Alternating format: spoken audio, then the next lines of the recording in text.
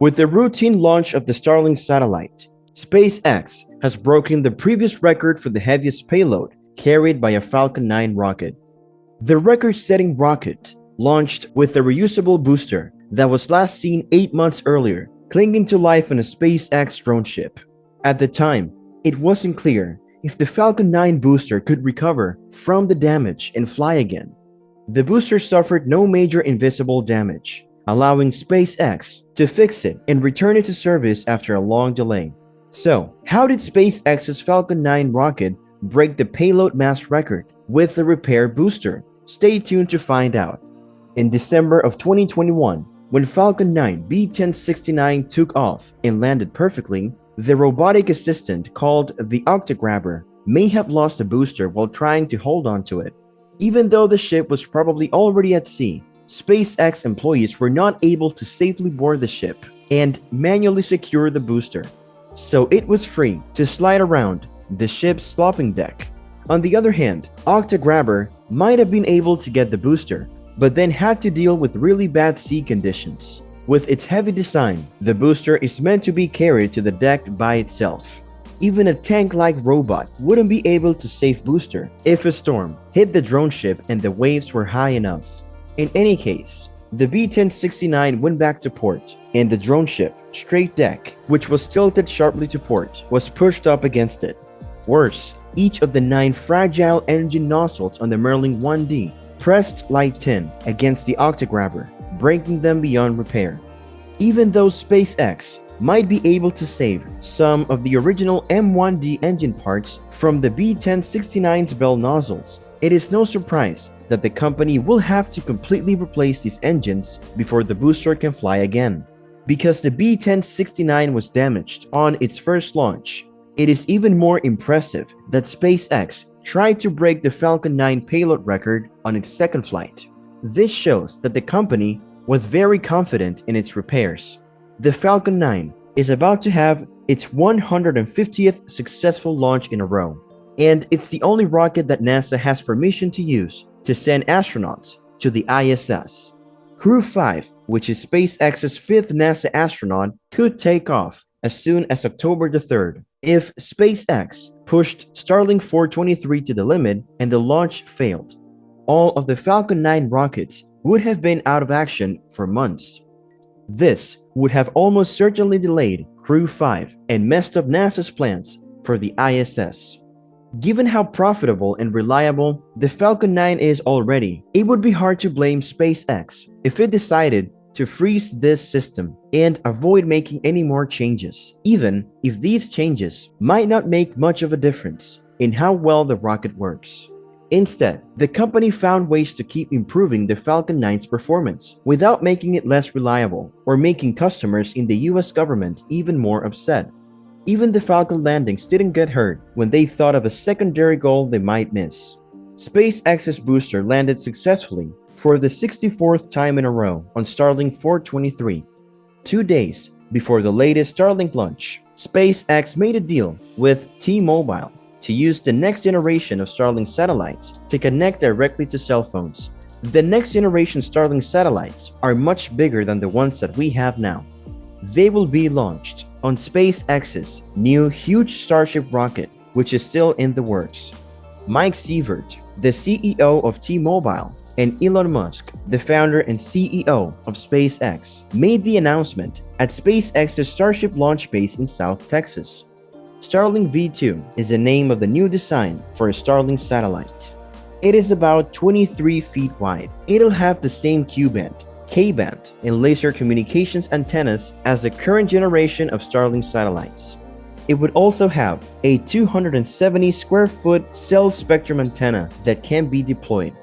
This big antenna will be able to pick up weak signals from cell phones that are already in use. Musk says that the Starlink V2 network will send out about 2 to 4 megabits of bandwidth that users in a certain area or cell zone will share. Musk said that's enough to let people text, send pictures, make voice calls, and in some cases, stream videos. So far, SpaceX has focused on residential customers for the Starlink network. This is done by pointing a phased array antenna toward the sky to connect a radio with satellites that pass overhead.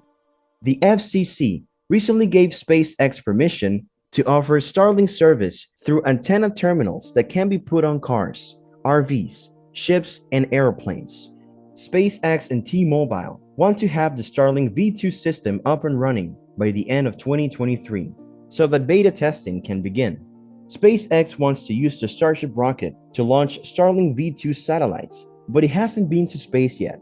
Musk said that SpaceX is looking at an interim solution to make a smaller version of the Starlink V2 satellite that can fit on a Falcon 9 rocket if the Starship program is delayed longer than expected. For a Falcon 9 launch, the basic Starlink V2 design is too big. With the Starlink 423 mission on Saturday night, SpaceX has now launched 3,162 Starlink internet satellites, including prototypes and test units that are no longer in use. Saturday's launch was SpaceX's 57th mission, and its main goal was to put Starlink internet satellites into orbit. At T-minus 35 minutes, SpaceX's launch team, which was stationed in a launch control center just south of Cape Canaveral Space Force Station, started loading super cold, densified kerosene and liquid oxygen propellants into the 229-foot-tall Falcon 9 vehicle. Helium pressurant also flowed into the rocket in the last half hour of the countdown. In the last 7 minutes before liftoff, the Falcon 9's Merlin main engines went through a process called chill down to get them ready for flight. The guidance and range safety system of the Falcon 9 were also set up for launch. After taking off, the Falcon 9 rocket used the 1.7 million pounds of thrust from its 9 Merlin engines to move northeast over the Atlantic Ocean. The rocket went faster than the speed of sound in about a minute. 2.5 minutes after liftoff, its 9 main engines were turned off. The Falcon 9's upper stage released the booster stage, which then used cold gas-controlled thrusters and extended titanium grid fins to help steer the vehicle back into the atmosphere. The rocket was slowed down by 2 braking burns so that it could land on the drone ship a short fall of gravitas about 400 miles away, about 8.5 minutes after liftoff. In SpaceX's talk, the first stage for Saturday's launch is called B-1069. After its first mission, which sent a Dragon cargo ship to the ISS, the booster was damaged. The booster was damaged when it was brought back to Earth on a drone ship on December 21st. This was its second trip to space.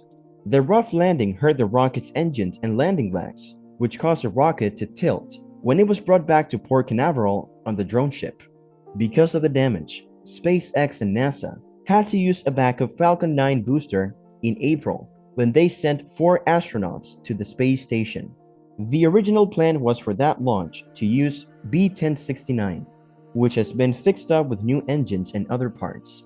During the second stage burn, the Falcon 9's reusable payload fairing was thrown away. A recovery ship was also waiting in the Atlantic to pick up the nose cone's 2 pieces when they landed in the water. On Saturday's mission, the second stage engine of the Falcon 9 shut off just before the first stage engine landed. This sent the Starlink satellites into orbit at T+15 minutes and 21 seconds. It was confirmed that the 54 Starlink spacecraft, which were made by SpaceX in Redmond, Washington, broke away from the Falcon 9 rocket. The Starlink payload stack's retention rods came loose, allowing the flat-packed satellites fly away from the upper stage of the Falcon 9 in orbit. The 54 spacecraft will unfold their solar panels and go through a series of automated steps to turn on. They will then use ion engines powered by Krypton to move into their operational orbits. The Falcon 9's guidance computer was programmed to send the satellites into an elliptical orbit 53.2 degrees from the equator. The satellites will do the rest of the work to get into a circular orbit 335 miles above Earth using their own engines. For SpaceX's global internet network, the Starlink satellites will fly in one of 5 shells in space with different tilts. Once the satellites are in their operational orbits, they will go into commercial service and start sending broadband signals to customers.